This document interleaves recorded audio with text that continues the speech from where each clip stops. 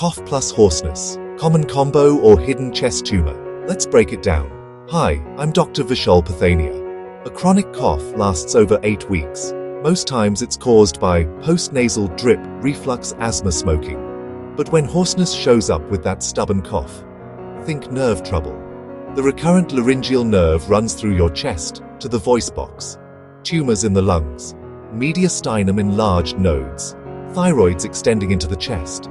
They can press on that nerve and change your voice. Breathy speech, voice fatigue, loss of voice. Red flags, cough over 6 to 8 weeks. Blood in cough, unexplained weight loss, chest pain, breathing issues, persistent hoarseness. Early ENT exam, laryngoscopy. Chest imaging can find problems sooner, sometimes life-saving. Don't ignore the combo. If you have persistent cough with voice change, get evaluated early.